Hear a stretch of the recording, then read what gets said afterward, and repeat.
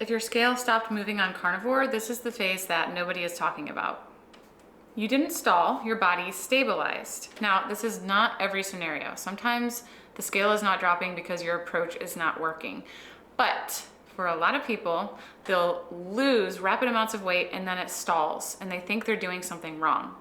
In this video, I'm going to break down the reasons why you might think you're stalling and why it's actually stabilization.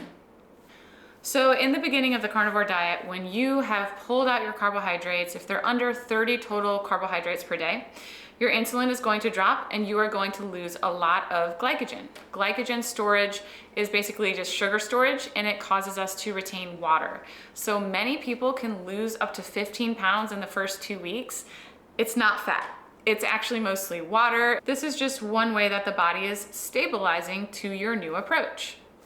Another thing that happens, it can happen within 4 to 5 weeks, it can happen within months, is leptin will adjust. Leptin is a hormone that gives our body permission to burn its own fat. It's like the gatekeeper. It communicates with your brain how much energy is available on your body to burn. So if you go into the carnivore diet, drop your carbs, insulin drops, there is going to be a massive shift with leptin. At some point, it's going to stabilize and it will start saying, okay, I need to protect a certain amount of fat. That is healthy. It's going to let some go and it's going to protect some. We want a healthy balance. If at first you were leptin sensitive, you could tap into tons of body fat. But once you burn so much body fat, your leptin signaling, if it's working properly, will say, okay, we have less reserves to be burning, so we're gonna slow it down. Again, this is healthy. This is our God-given built-in hormones. Doesn't mean that you're stalling, but the more that you release your own body fat, the slower that it will happen because it's a protective mechanism of leptin. It is communicating with your brain, this is how much stored energy we have. Maybe we should slow our roll here so that we don't end up starving. Another reason that you might be hitting a stall, and it's actually just stabilization, is your metabolic rate has adapted. If you are not strategically working your fat to protein ratio alongside leptin signaling and nervous system safety, you could just end up at a place where you are consuming more than you're burning, or you're consuming just enough to maintain what you're burning. If you're not going through these strategic phases of building capacity, and that's not your focus, you will find a baseline and you'll probably hit a stall at some point.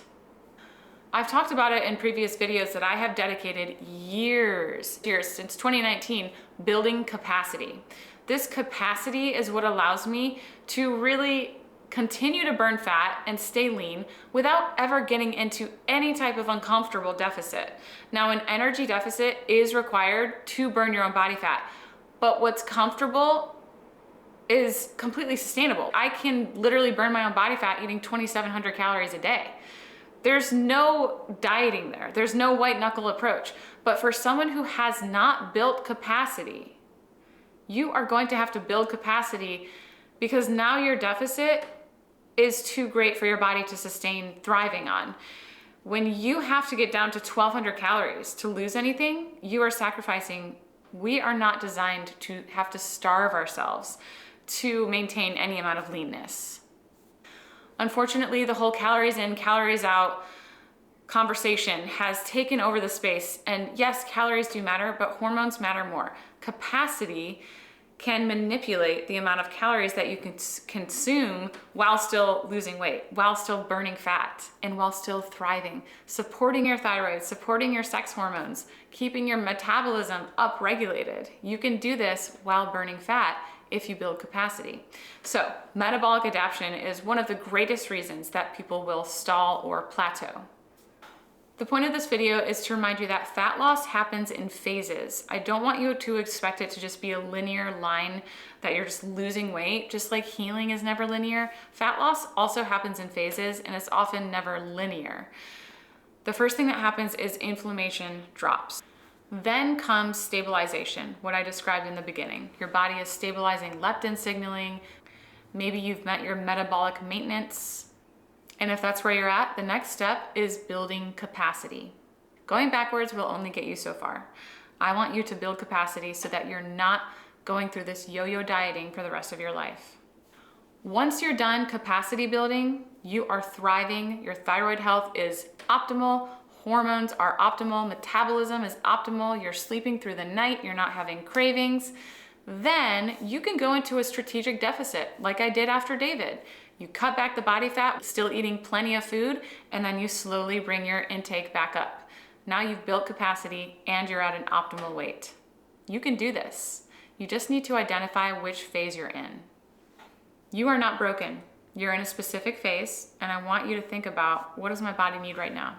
Is it ready for a deficit, or is it needing me to build capacity? If you would like help building capacity, I invite you to join my group coaching. The entire core foundation is built around this idea of creating insulin sensitivity, leptin sensitivity, and building capacity so that you can thrive from the inside out. This is supporting your body at a systemic level so that you not only reach your optimal weight, but you're also thriving at the same time. You can check the link in the description to join my group coaching or one-on-one if you're interested in that.